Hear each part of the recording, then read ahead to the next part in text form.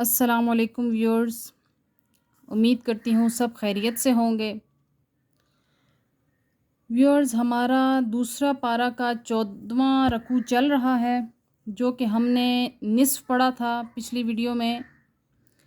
آیت نمبر 233 تک۔ آج ہم اس کو انشاءاللہ مکمل کریں گے۔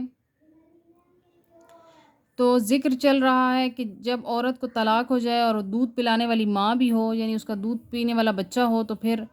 کیا مسائل ہیں۔ رب تعالیٰ اس کے بارے میں ارشاد فرما رہا ہے۔ آگے دیکھتے ہیں کہ رب تعالیٰ نے کیا ارشاد فرمایا۔ اس رکوع کے پچھلے حصہ میں جیسے رب نے فرمایا تھا کہ جب عورت کو طلاق دے دو تو وہ کسی اور سے نکاح کرنا چاہے تو پھر اس کے ولی پر ہے کہ وہ اس کو منع نہ کرے، یعنی اس کا پہلا شوہر جس نے طلاق دے دی اب وہ اس کو منع نہیں کر سکتا، وہ اپنی زندگی اپنی مرضی سے گزار سکتی ہے۔ پھر رب تعالیٰ نے فرمایا کہ اگر دودھ پینے والا بچہ بھی ہو تو اس معاملے میں کیا ارشاد ہے۔ اس معاملے میں یہ رب تعالیٰ نے ارشاد فرمایا، یہ حکم دیا، اللہ پاک نے یہ حکم دیا کہ وہ 2 سال تک چاہے تو اپنے بچے کو دودھ پلا سکتی ہے، اور اس دوران اس بچے کے باپ پر ضروری ہے، لازم ہے کہ وہ اس بچے کا اور اس کی ماں کا خرچہ اٹھائے، جو کچھ بھی اس کا خرچہ، خوراک کا، لباس کا، جو بھی ہے۔ آگے رب تعالیٰ کیا ارشاد فرماتا ہے۔ اعوذ باللہ من الشیطان الرجیم، بسم اللہ الرحمن الرحیم۔ والذین، اور جو لوگ یتوفون، فوت ہو جائیں، منکم، تم میں سے، ویذرون، اور چھوڑ جائیں، ازواجن، بیویاں، یتربصن بانفسہن، وہ بیویاں انتظار کریں، اربعۃ اشہر، 4 مہینے، وعشرن، اور 10 دن، 4 مہینے 10 دن، فاذا، اور جب، بلغنا، پہنچ جائیں، اجلہن، اپنی مدت کو، فلا جناح، تو کوئی گناہ نہیں، علیکم، تم پر، فیما، اس میں جو، فعلنا، کریں وہ، فی انفسہن، اپنی ذات میں، بالمعروفی، مناسب طریقے سے، واللہ، اور اللہ تعالیٰ، بما تعملون، جو تم کرتے ہو، خبیر، خوب واقف ہے۔ اب رب تعالیٰ کتنی خوبصورتی سے درجہ بدرجہ آگے بڑھتا ہے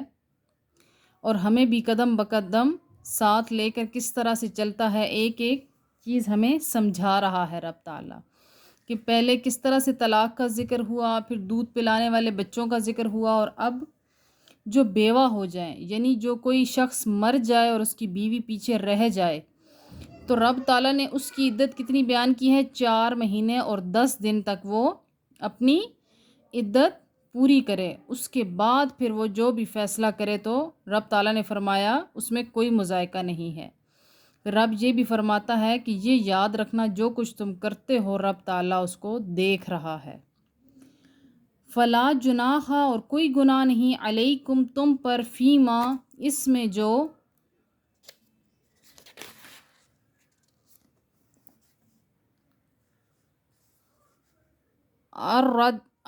تم، اشارے سے تم دو، بھی، اس بات میں، من خطبت،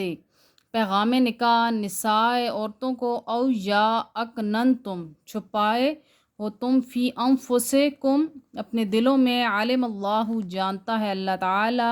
انکم، کہ تم، ستذکرونہن، ضرور ان کا ذکر کرو گے، ولیکن، اور البتہ، لا تواعدوہن، نہ وعدہ لینا ان سے، سرًا، خفیہ طور پر، الا، مگر،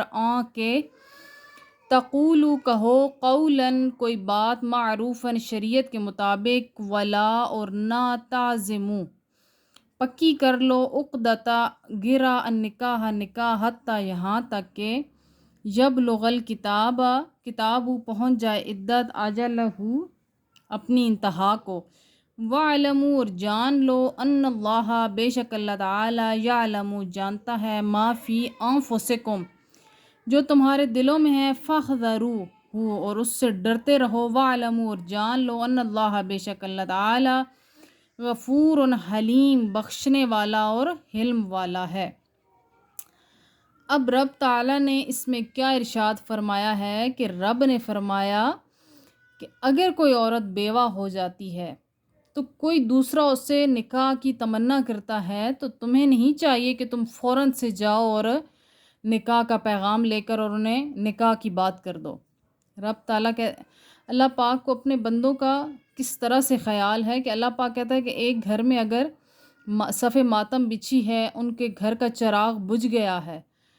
تو ابھی تو اس عورت پہ کیا بیت رہی ہے، پہلے اس کی عدت کو مکمل تو ہونے دو۔